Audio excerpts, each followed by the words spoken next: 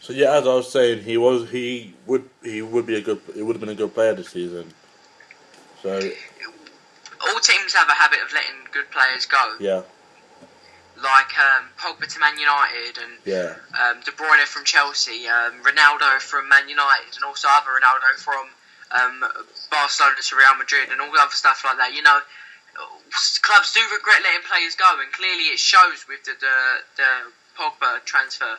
yeah, But I feel that he is someone that I could probably take or leave. 1 minute he'd be a good player, the next he would not perform as well. But last season, I have to give it to him, he did perform well. yeah, He played very well, and the last time I seen him play that well was probably for us when we was relegated. yeah. So, yeah, I feel that is that about Tompkins. Really, I haven't got that much to say. Next one. Next one will be for West Ham United, and it will be our main man, Dimitri Payet. Yeah, Our little French man. He's a good player. He is a brilliant player. We can't deny that, and I feel West Ham are lucky to have him. Really. yeah, and to have kept hold of him, but I think we're going to lose him in January. That's my personal opinion. Well, this is the thing. Is that a bad thing? To you, No. would you say No, Dimitri it's not. Payet is the heart of our club? Not really, because we all know Noble's the heart of our club. But if it was going down to Payet leaving, I think it would be good for us because we can maneuver our team, so we can have more players coming in for left wing positions. And if he does go to either Real Madrid or Barcelona or some big team like that, we can swap left wing. So say if we get a player for Payet, if we went to Real Madrid like James Rodriguez, and we can sign him for 30 million plus James Rodriguez, then we would have filled his position. You see, with Payet, obviously you know how I feel about Dimitri Payet. Yeah. I can take him or leave him. Sometimes he is a good player, like most of last season, and also This season stuff so far. like most of last season and this season. Yeah. But for the Euros, he played brilliant for France, and he came back and he was injured or whatever happened to him. Yeah. But he fades in and out of games, Callum, and I'm not going to sugarcoat this. He has to get that out of his game. The guy's 29, so Yeah, and if he was to go to Real Madrid, I wouldn't say it's bad. It's bad for him because it was his dream back in the day to go play for Real Madrid. But think about it. Are Real Madrid going to take a lazy player? This is why I think the media they speculate on these players and they say, is this player going to go there? Is this player going to go there? But I feel that if big powers, i.e. Real Madrid and that, do their work, they'll know that he's lazy, and they know that he's lazy. I think they will take him because look at James Rodriguez. He hasn't really got much game time under Real Madrid, and they took a gamble on him.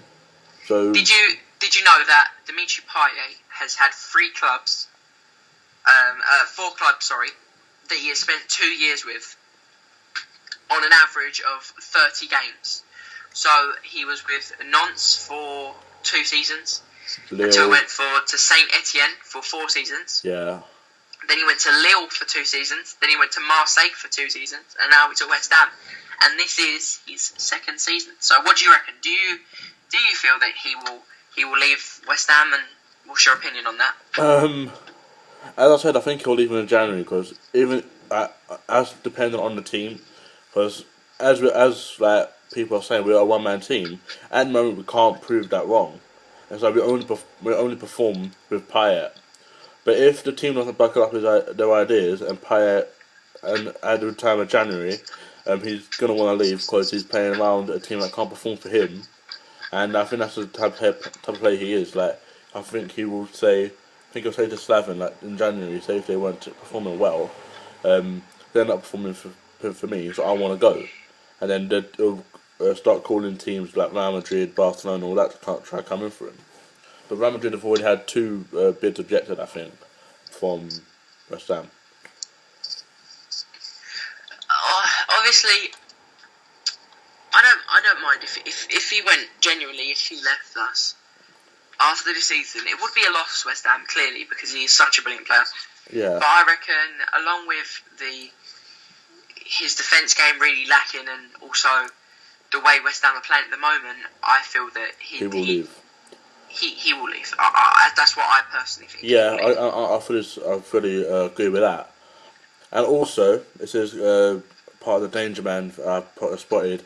He scored twice last season against Crystal Palace, home and away. He scored once at home with a free kick.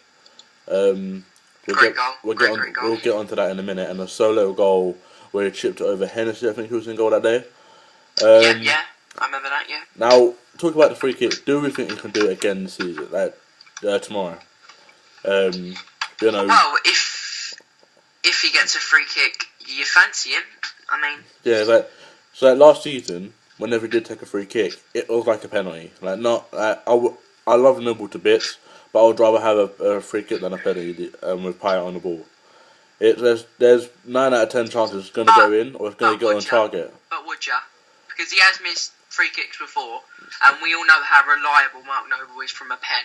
Yeah, do you know what I mean? In that case, the Euro squad, that baffles me. But yeah, I'm not going to talk about that because it's ruffled a few of my feathers. But that's a full video on its own. Yeah, but, why Noble isn't in the England squad? Yeah. And many players like Cresswell, but we'll get onto that in another video. But if you had Dimitri Payet on the ball with a free kick or Noble on a penalty, you would pick with the one with more scoring stats. So I would go with Noble because he's been taking penalties all his life. He's brilliant at it. I think he's only missed one in the last couple times he's taken a penalty. But if Payet has a penalty is always better than a free kick. Let's be honest. Yeah, would you take a free kick with Payet on the ball, say just 5 yards out of the box, with a high chance of scoring, or Noble against say De Gea? Would you Noble against De Gea all day because Noble's proven and so is Dimitri Payet really, but yeah, it's the overall. Compared to how many players that take penalties and take free kicks, the higher chance of it will being a penalty scored is a lot higher than a free kick scored. So Dimitri Payet does miss free kicks as we said, but he does score free kicks, and obviously you'd fancy him. But yeah, so like last season again against Crystal Palace when just before he took this free kick that he scored for him, he did miss one, but it wasn't like an astronomical miss. It didn't go into row Z of the top tier. It cleared a couple centimeters off the bar.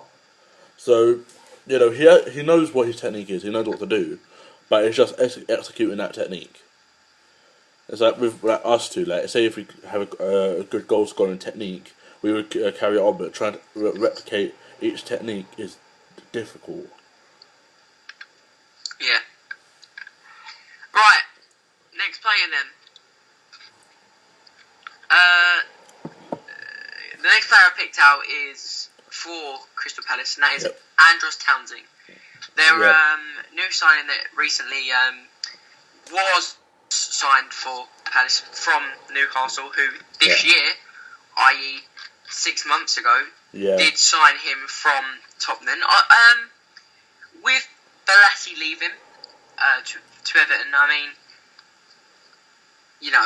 it's a good signing. He's performing well, Andros Townsend, lately, isn't he? I think the thing with Crystal Palace is they've got a very fast attacking threat. They've got Zaha, Townsend, Benteke, who is pretty fast, and their left wing. They did have Balassi, who was very fast, but they've got a very fast attack, and if we're not careful tomorrow, they will hit us on the attack. And with Cresswell coming back from injury as well, if he does play, he won't be as fast as he was. And Arbeloa is not fast. He's fast, but he's not as fast as Townsend. But we've got to be careful with that tomorrow. Like we can't let them hit on a break. I totally agree. With Benteke on goal scoring form as well. He scored midweek in 7 seconds, even though it was against Gibraltar. But you can't take that chance against a player like Benteke, even if he did have a pretty bad season under Liverpool. But I think that with Liverpool is a lot of pressure. See, because he was coming from I forgot what team he was playing for. Aston Villa, I think. Before that. Who's this? Benteke. Benteke, yeah, he played for Villa before. And there wasn't very as much like pressure under Aston Villa than Liverpool. So I think him going to Crystal Palace has woken him a little bit. And as we've seen with the goals he's scored already, like he's turning into one of a very good. He's turning into a form that he had in Aston Villa. Yeah, he's a good player. Obviously, you've got to watch out at counter-attacking.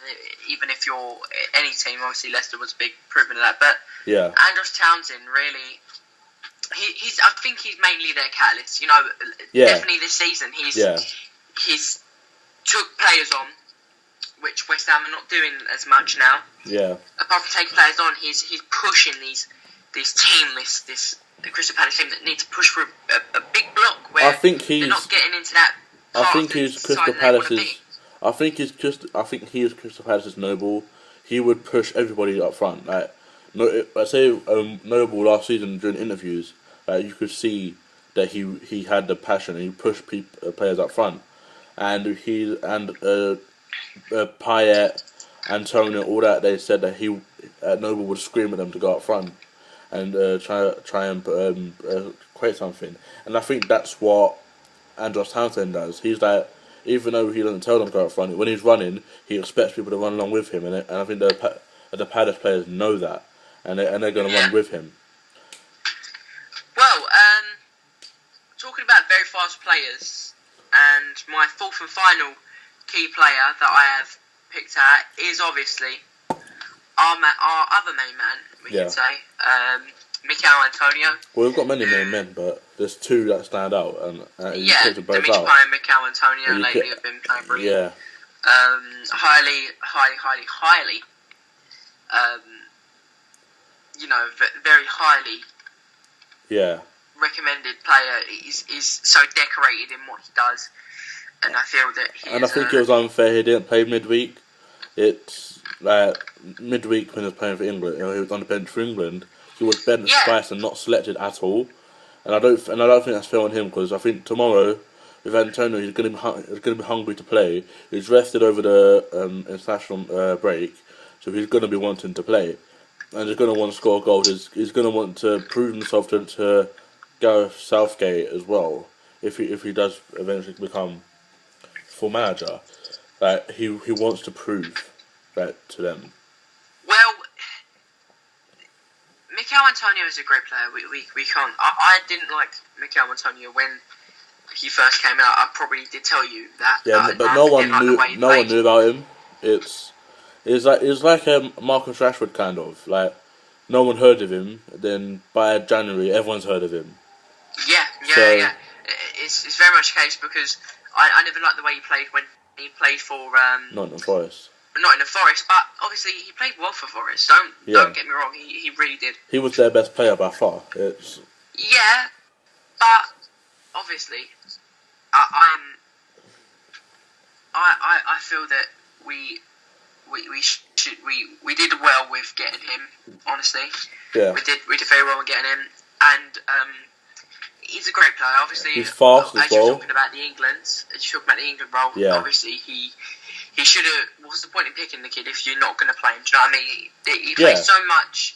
Gareth Southgate. I think the Sam Allardyce scandal and the Gareth Southgate becoming manager is not a great thing for English football. But obviously, it's messed him up a little bit.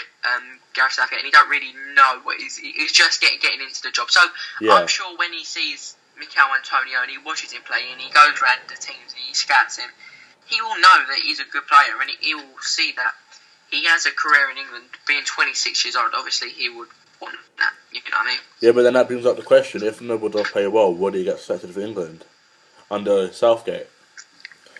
I thought that Noble retired from international football. He said that he was.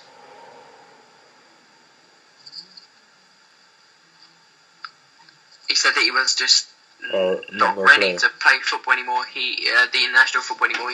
He just give up. Yeah. So if that is what it is, it is what it is.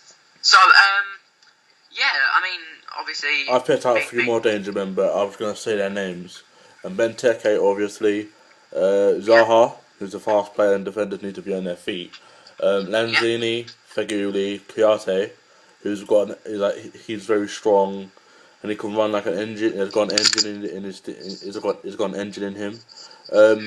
Two players that look to be part of the squad is Carroll, who we know by last season he's a brilliant player, and Cresswell, our only left back with experience at left back. So I think we should give if Carroll is fit, we should give him a start. If not, put him on the bench. So I say like 80 minutes. If we're training 1-0, we know he can score. As we saw against Chelsea last season at home, he scored that last minute goal or last couple of minutes goal, and he's got an aerial threat that no other players in the Prem can. That makes sense. Yeah. So let's go on to what the bookies reckon. Yeah. Results will be, if you want to read off some. Bet365 has us to win at 13-5. Palace to win at 23-20, and us to draw and the draw to be 5-2. Yeah. Betfred also has us at 11-4 to win. It has Palace at 11-10 to win and another 5-2 draw. Paddy Power has us at 11-4 to win. Palace 21-20 to win and draw to 12-5. Just round about the same. If you think about it. Same for both, but I feel obviously being in home team it is clearly has got Crystal Palace as favourites. Yeah. But honestly, I don't know. I mean, if you wanna do the team prediction, Callum, and then we'll talk about results after. I've got two teams that I think should play. First of all, I'll start with my first team prediction. Adrian in goal, Cresswell left back, Reed and Ogbonna centre half, and Arbeloa right back. Two holding mid, Kouyaté and Obiang. I think Noble hasn't been performing, so I think he should be dropped to give him a little bit a kick up the arse.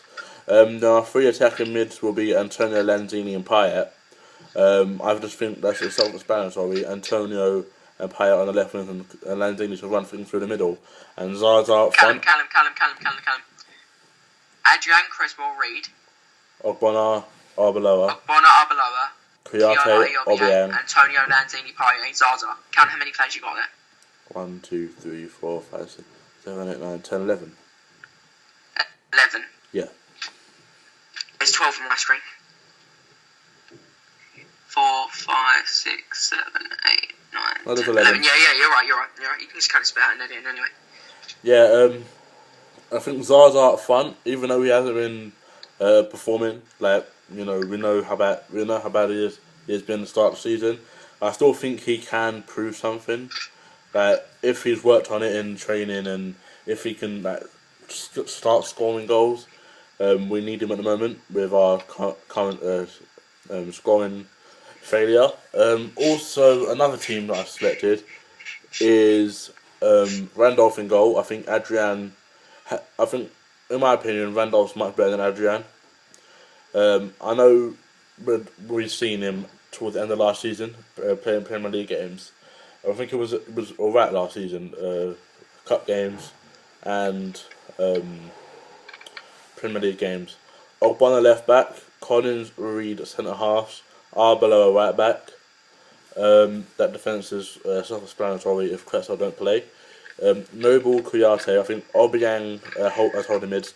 I think Obiang should get a look into the team, but if Bilic is going for a win, he would put Noble and Kouyaté to run forward, and Noble to act as an extra centre back.